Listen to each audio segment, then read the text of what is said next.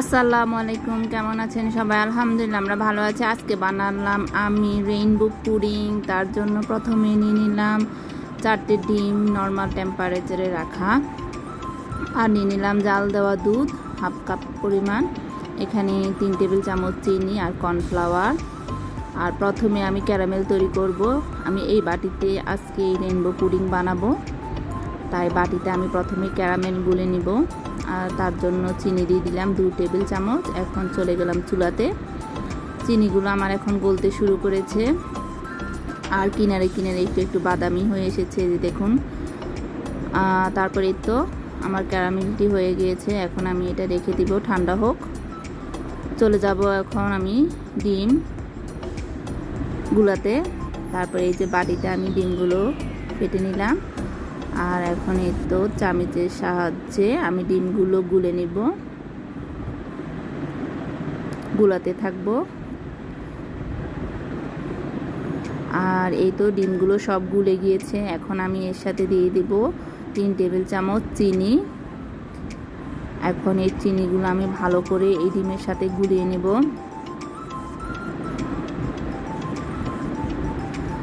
চিনিগুলো গলে গিয়েছে। এখন আমি একটা কাপে সামান্য পরিমাণে দুধে 2 চামচ কর্নফ্লাওয়ার দিয়ে দুধটি গুলিয়ে নিলাম। এই তো এই কর্নফ্লাওয়ার গুলানো দুধ আমি এখন ওই ডিমের মধ্যে দিয়ে দিলাম। তারপর আর একটু মিশিয়ে নিলাম। এরপরে আমি যে জাল দেওয়া দুধ, ওই দুধটুকু দিয়ে দিলাম ডিমের সাথে। আর এখন আমি ভালো করে মিশিয়ে নিব। এখানে আমি রেইনবো কালারের পুডিং বানাবো, তার জন্য আমি 5টা বাটি নিয়ে নিলাম ছোট ছোট বাটিতে। এখন এই মিশ্রণটি আমি 2 চামচ করে প্রতিটা বাটিতে দিয়ে দিব। দেখতে পাচ্ছেন আমার 5টা বাটিতে 2 চামচ করে আমি দিয়ে দিলাম। এখন আমি এখানে আমার ইচ্ছা মতো কালার দিলাম। প্রথমে দিলাম ইয়েলো কালার।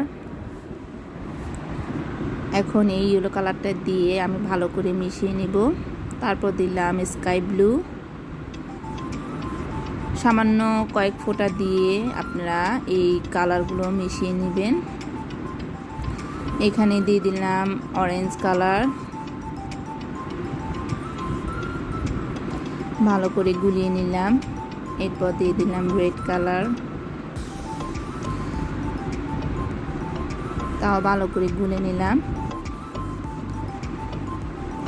তারপরে দিলাম গ্রিন কালার। গ্রিন কালারটিও ভালো করে গুলে নিব।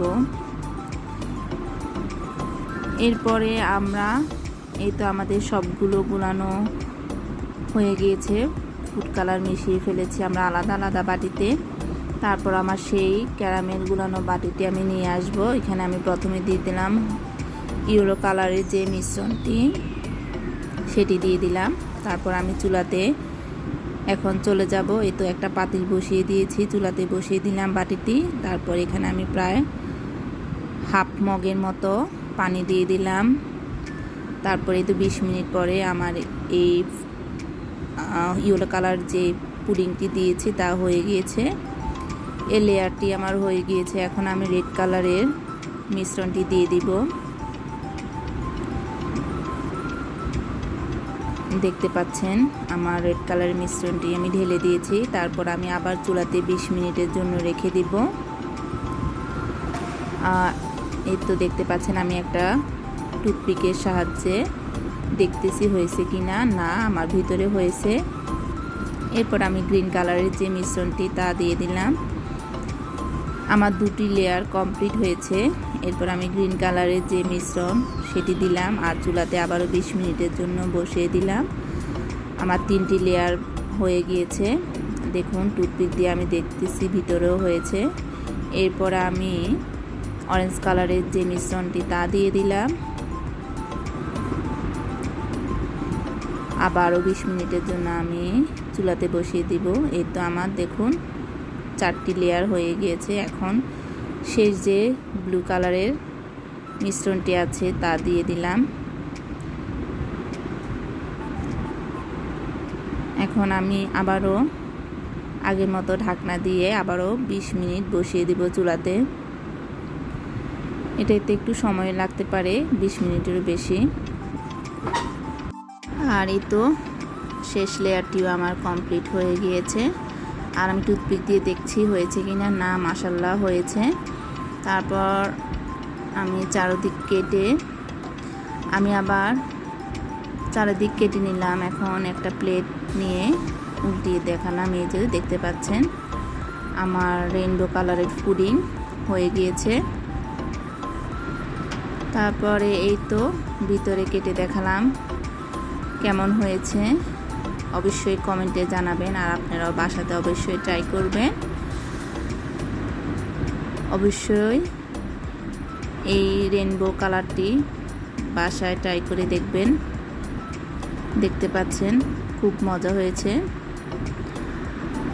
আর আমার চ্যানেলটিকে প্লিজ সাবস্ক্রাইব করবেন, আমার পাশে থাকবেন। আমার ভিডিওগুলো ভালো লাগলে অবশ্যই আমার ভিডিওতে লাইক করবেন, কমেন্ট করে জানাবেন, আর অবশ্যই শেয়ার করবেন।